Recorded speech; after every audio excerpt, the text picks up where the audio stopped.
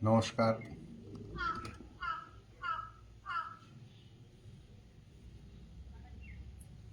আমি হনুমানের বাল্যকালের কিছু চঞ্চলতা সম্বন্ধে বলবো। হিন্দিতে লেখা, সেটা অনুবাদ করার চেষ্টা করব বই দেখেই। বইটির নাম হচ্ছে ভক্তমাল, শ্রী ভক্তমাল প্রথম খণ্ড, গোস্বামী শ্রী নাভাজিকৃত লেখা। তো হনুমানের যে চঞ্চলতা ছিল, সেই চঞ্চলতা সম্বন্ধে আমি বলবো।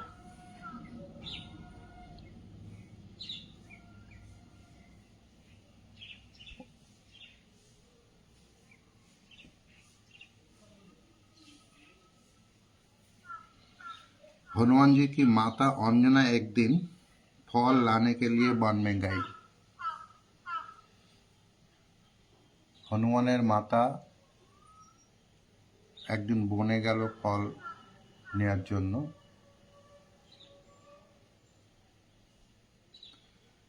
उस समय माता के चले जाने से और भूख के कारण बालक हनुमान बहुत रोए। माता चले যাওয়ার জন্য এবং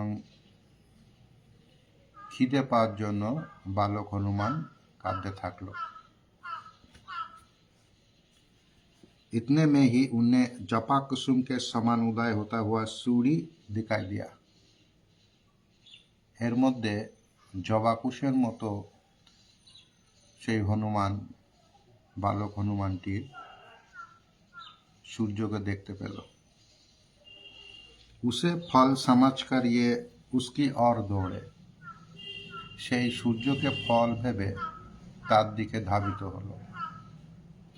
ये देखकर देवता, दानव और यक्षो, वायुदेव भी वर्षा के समान शीतल होकर उसके पीछे पीछे चल रहे थे। এটা দেখে তার পিতা বায়ুদেব তার পিছন পিছন চলতে থাকলো, যেমন শীতল বায়ু সেরকম অবস্থায়।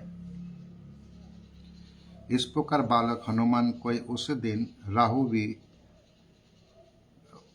कोई हजार योजन आकाश पर करके सूर्य के पास पहुंचे।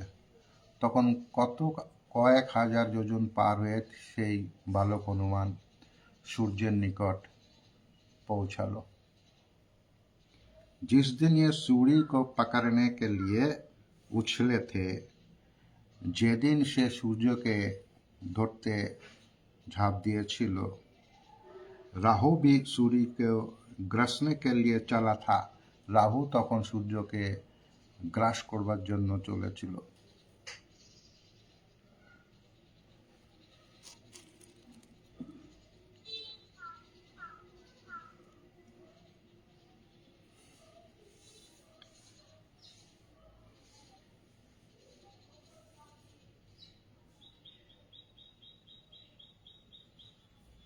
जब इन्होंने सूर्य के रथ पर पहुंचकर सूर्य को पकड़ने की चेष्टा की, तब वहां से भागकर क्रोध में भरा हुआ इंद्र के पास आकर बोला, तुमने मेरी भूख मिटाने के लिए सूर्य और चंद्रमा का मुझ से दिया था, अब इस समय तुमने उन्हें दूसरे के अधीन क्यों कर दिया।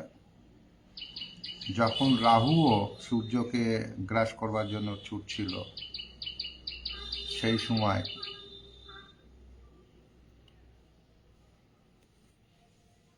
হনুমান তা দেখে ইন্দ্রের কাছে গিয়ে অভিযোগ জানাতে থাকলো যে যখন আমার খাবার, সূর্য যখন আমার খাবার স্বরূপ, তখন কেন তাকে আবার অন্য কাউকে তুমি দিলে, এই অভিযোগ করলো ইন্দ্রকে।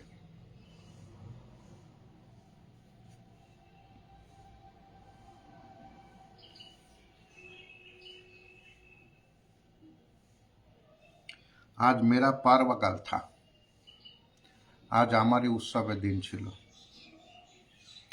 पर वह तो एक दूसरे राहु ने आकर सूर्य को ग्रास लिया, किंतु সেখানে তো আরেকজন এসে সূর্যকে গ্রাস করে নিয়েছে। राहु के वचन सुनकर इंद्र घबरा कर ऐरावत पर चार राहु को आगे कर वहाँ पहुँचे। যখন রাহু হনুমানের এই কীর্তির কথা অভিযোগ করলো তখন ইন্দ্র রাহুকে নিয়ে সেই হনুমানের কাছে পৌঁছালো, কেননা আজকে তার খাওয়ার দিন, सूर्य खावे, ग्रास करवे। राहु को भी फल समझ हुए सूर्य को छोड़ पुनः उसकी ओर दौड़े। तখন हनुमान राहुकेও फल ভেবে তখন সূর্যকে ছেড়ে তার দিকে ধাবিত হলো। तब वो डर कर चिल्लाने लगे। তখন সেই রাহু ভয়ে চিৎকার করতে থাকলো যে হে ইন্দ্র, मुझे बचाओ, इंद्र তুমি এখন আমাকে বাঁচাও। इंद्र ने यह कहते हुए कि डरो मत, मैं इसे मारता हूँ, तुम भय करो ना, আমি একে মারছি। ऐरावत को बढ़ाया। তখন সে হাতিকে অগ্রসর করালো সামনের দিকে। इन्होंने ऐरावत को भी विशाल फल ही समझा। তখন হনুমান এই হাতিকেও অনেক বড় ফল ভাবলো। और ये उसे पकड़ने दौड़े। তখন সেই হাতিকে ধরার জন্য আবার দৌড়তে থাকলো। उस समय कुछ देर के लिए उनका रूप और भी भयंकर हो गया। তখন সেই সময় কিছুক্ষণের জন্য হনুমানের রূপ আরো ভয়ঙ্কর হয়ে উঠল, বিশাল আকার হয়ে উঠল। उससे इंद्र को भी क्रोध आया। এর জন্য ইন্দ্রের বেশ রাগ হলো। और उन्होंने इन पर ब्रोच का प्रहार किया। তখন সেই ইন্দ্র হনুমানের উপরে वज्र का प्रहार किया, वज्र द्वारा आघात कर लो। वज्र की चोट खाकर ये पर्वत पर गिरे, जिससे इनकी बाई हनु कुछ टूट गई। তখন সেই বজ্রের আঘাতে হনুমান এক পর্বতের উপরে গিয়ে পড়ল এবং সেই সময় তার ওই পর্বতের উপরে পড়ার জন্য যে আঘাত হলো তার বাদিকে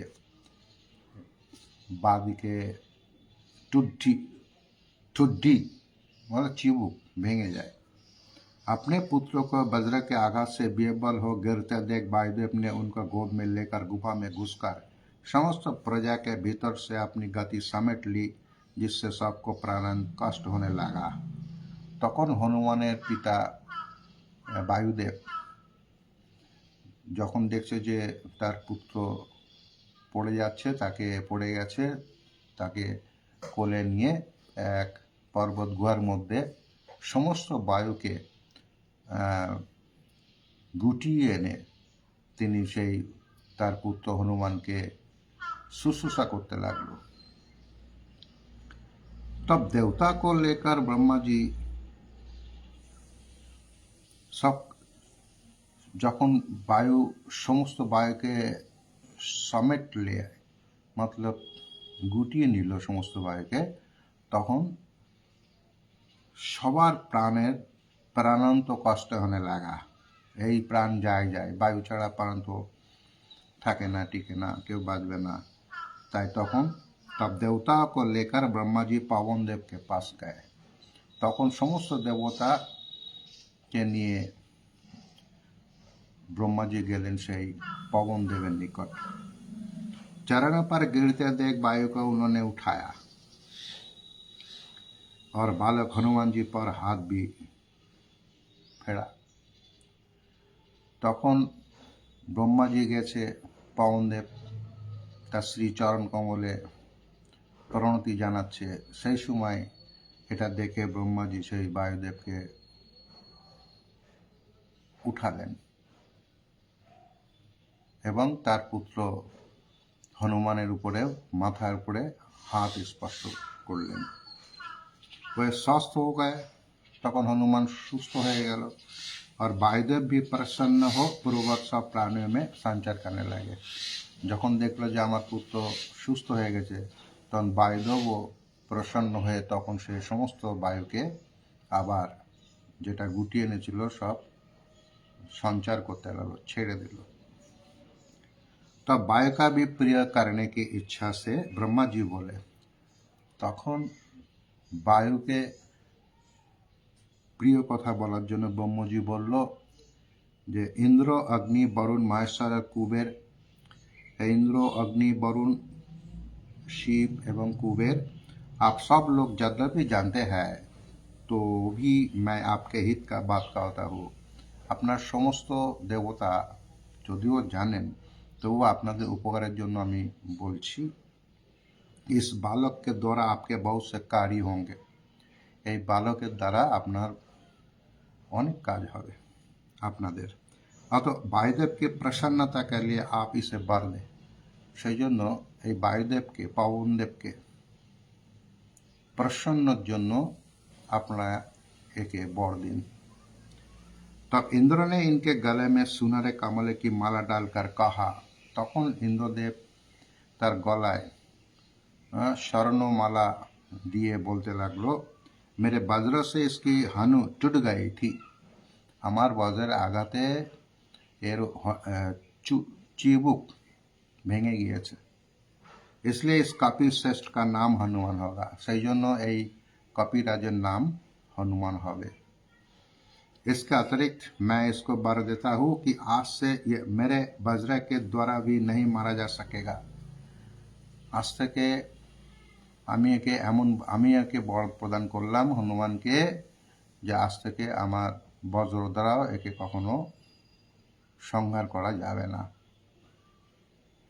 इसका अतिरिक्त मैं इसको वर देता हूँ कि आज से ये मेरे वज्र के द्वारा भी नहीं मारा जा सकेगा, যেটা বললাম আগে। सूर्य भगवान बोले कि मैं इसे अपने तेज का शतांश देता हूँ, আমি একে 100 तेज प्रदान করছি। और मैं इसे शास्त्रों का ज्ञान कराऊंगा, एवं एके शास्त्र ज्ञानও प्रदान করব। वरुण ने वर दिया, তখন वरुण देव वर दिलेन कि हमारे पास या जल से इसके मृत्यु का भी न होगी, আমার নিকট জলের দ্বারা এই হনুমানের কখনো মৃত্যু হবে না। यम ने अपने दंड से अभय किया, তখন যমদেব তার দণ্ড দিয়ে অভয় প্রদান করলো और নিরক্তা का वर दिया, আর তাকে নীরব বর হওয়ার, নীরবতা কখনো অসুস্থ হবে না, রোগ হবে না, এই বর দিল যমরাজ। कुबेर ने वर दिया कि इसे युद्ध में कभी বিষাদ না होगा, কুবের বর দিল যে এর যুদ্ধে কখনো বিষাদগ্রস্ত হবে না, বিষণ্ণ হবে না। और मेरी गदा इसका वध न करेगी, और আমার গদা দ্বারা এ কখনো হত হবে না। महादेव ने वर दिया कि, তখন ভগবান শিব বর দিলেন, ये मेरे और मेरे आयुधों के द्वारा भी আবদ্ধ होगा, এ কখনো আমার এবং আমার অস্ত্র দ্বারা বধগম্য হবে না, বধযোগ্য হবে না। আমি তো বধ করতে পারবো না এবং আমার অস্ত্র একে কিছু করতে হবে না। এই বর প্রদান করলেন। विश्वकर्मा ने अपने बनाए समस्त दिव्यास्त्रों से आबद्ध होने और चिरकाल तक जीवित रहने का वर दिया। বিশ্বকর্মা নিজের তৈরি সমস্ত দিব্যাস্ত্র দ্বারা এই হনুমান আবদ্ধ হবে এবং সে চিরঞ্জীবী হয়ে বেঁচে থাকবে। আমরা জানি যে 8 জন চিরঞ্জীবী আছে, তার মধ্যে হনুমান একজন। 8 জন কে অশ্বত্থামা, পরশুরাম, বেদব্যাস, অশ্বত্থামা কৃপাচার্য, বেদব্যাস, পরশুরাম, বালি, মার্কণ্ডেয় মুনি, বিভীষণ আর হনুমান, এই 8 জন চিরঞ্জীবী। তার মধ্যে হনুমান একজন। তো হনুমানকে চিরঞ্জীবী বর দিলেন विश्वकर्मा देवता। अंत में ब्रह्मा जी ने कहा कि, शेषे ब्रह्मा जी बोले, ये दीर्घायु महात्मा तथा सब प्रकार के ब्रह्म दंड से आबद्ध होगा, ये तो दीर्घायु हबेई এবং সমস্ত প্রকার ব্রহ্ম দণ্ড থেকে রেহাই পাবে, আবদ্ধ হবে, তাকে কেউ মারতে পারবে না। फिर पवन देव से बोले कि तुम्हारा पुत्र शत्रुओं के लिए भयंकर होगा। আবার পবন দেবকে বলল যে তোমার পুত্র এই হনুমান সবার জন্য ভয়ঙ্কর হয়ে উঠবে। इसे कोई न जीत सकेगा, একে কেউ জিততে পারবে না। তবে হনুমান অজিত, হনুমানের আর এক নাম অজিত হয়ে যায়, তাকে কেউ জিততে পারবে না। এটা বড় দিল।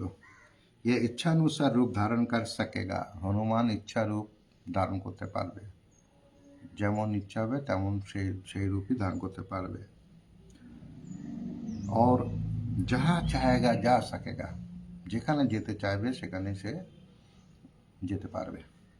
इसकी अब्बात गति होगी, তার গতি হবে অব্যাহত, কেউ রোকনে वाला नहीं है, कोई भी रोकने वाला नहीं है, কেউ তাকে বাধা প্রদান করতে পারবে না।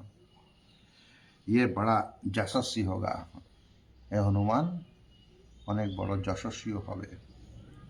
তো হনুমানের এই বাল্যকালের চঞ্চলতা সম্বন্ধে যে ভক্তিমাল, শ্রী ভক্তিমাল গ্রন্থে প্রথম খণ্ডে লিপিবদ্ধ আছে। আমি দেখতে পাচ্ছি এখানে 165 আর 166, 165 এবং 166 পৃষ্ঠের মধ্যে সীমাবদ্ধ রয়েছে। এটুখানি বললাম, বলে হনুমানের যে সুন্দর সুন্দর বর প্রাপ্তি হলো, কে কি বলল, এটা আপনারা শুনে মনে রাখার চেষ্টা করলে ভালো। মনে রাখা তো যায় না, বইয়ে লিপিবদ্ধ আছে। তো আমার খুব ভালো লেগেছে বলে এই ভিডিওটা আপনাদের করলাম। আপনাদেরকে অনুরোধ জানানো হচ্ছে যে আপনাদের ভালো লাগলে কিছু কমেন্টস করতে পারেন। নমস্কার, শেষ করছি।